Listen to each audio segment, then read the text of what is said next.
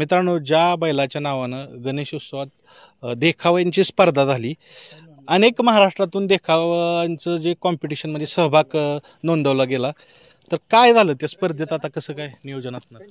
गेले आपण 2 तारखेपर्यंत सगळ्यांना वेळ दिला होता. 2 तारखेपर्यंत जवळजवळ 400 प्लस स्पर्धकांनी या स्पर्धेत भाग घेतला आहे. अतिशय उत्कृष्ट अशा एकापेक्षा एक देखावे सगळ्यांनी सादर करून या स्पर्धेत भाग घेतला. या स्पर्धेचा निकाल येत्या 3-4 दिवसांमध्ये, का आता बैलाचं शेड्यूल एवढं बिझी असल्यामुळं जागेवर कोणच नाही, त्यामुळे निकाल काढता आलेले नाहीत. 2 ते 3 दिवसांमध्ये निकाल जाहीर होतील आणि त्या बक्षिसाचा बक्षीस वितरण समारंभ 21 तारखेला बैलपोळा आहे.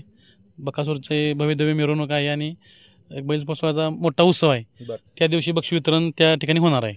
400 लोकांनी सहभाग, त्यात कुठले कुठले म्हणजे देखावे करण्यात आले? बकासूरच्या का सगळेच? बैलगाडी क्षेत्राच्या निगडीत सगळे देखावे एवढे साजरे केलेत आणि अतिशय खूप प्रत्येकानं मनापासून, मनाच्या अंतःकरणातनं त्यात आपला जीव ओतून इतके भारी देखावे केलेत. अशा सगळ्यांचा आम्ही त्याचा व्हिडिओ हळूहळू बघायला चालू आहेत. 400 असल्यामुळे आणि बैलाचं शेड्यूल महत्त्वाचं बिझी असल्यामुळं थोडासा वेळ देता आलेला नाही. ह्या 2-3 दिवसांमध्ये त्याचा निकाल जाहीर होईल आणि त्याचा 21 तारखेला बक्षीस वितरण समारंभ होईल. तुम्ही सांगितलं शेड्यूल बिझी असल्यामुळं, सगळ्यात कारणीभूत ही व्यक्ती. का बिझी शेड्यूल आहे? हा बैल कसं आहे बघता, आपला बैल आता एवढा 8 दिवसात 5 वेळा मैदानात पळाला. त्याच्यामुळे कसं हे पोरं बी पाहिजे. आता व्हिडिओ काही पोरांकच असतात आणि मेन त्यांच्या व्हिडिओ असल्यामुळे आम्हाला काही बघता नाही आले. त्याच्यामुळं हे 2-3 दिवसात बैल आराम आहे. 2-3 दिवसात आपण ते जाहीर करू निकाल.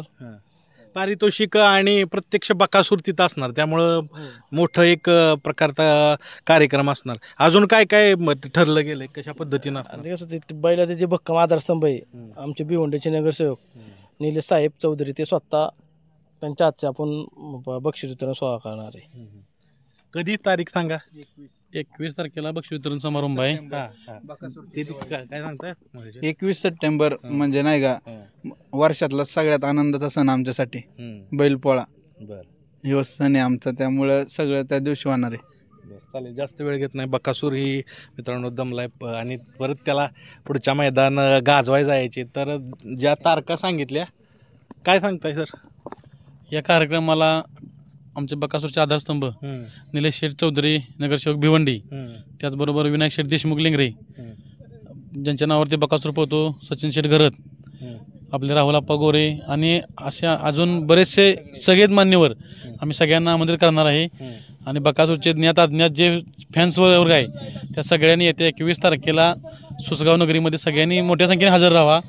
कारण बैलगाडी क्षेत्रातला देव आपण ज्याला समजतो बकासूर, त्याची भव्य दिव्य अशी मिरवणूक आहे. म्हणजे ना भूतो ना भविष्य अशी मिरवणूक आणि असा हा सुंदर असा बैलपोळाचा कार्यक्रम होणार आहे 21 तारखेला.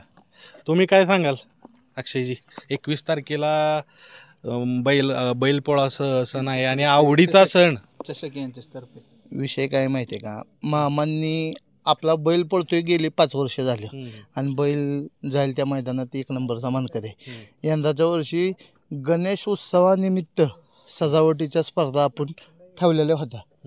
त्याचं पारितोषिक वितरण बी 21 तारखेला घोषित होणार आहे. आणि जे बकासूर चाहते त्यांनाही आमंत्रित केलेलं आहे मोठ्या संख्येने यावं. त्या महाराष्ट्रातल्या आणि तमाम हिंदुस्थानातले जे बकासूरवर प्रेम करतात त्यांनी सगळ्यांनी उपस्थित राहावे. त्यांची जेवणाची सोय आम्ही करणार आहे. चालेल, चला मग भेटूया सुसगावला 21 तारखेला. धन्यवाद.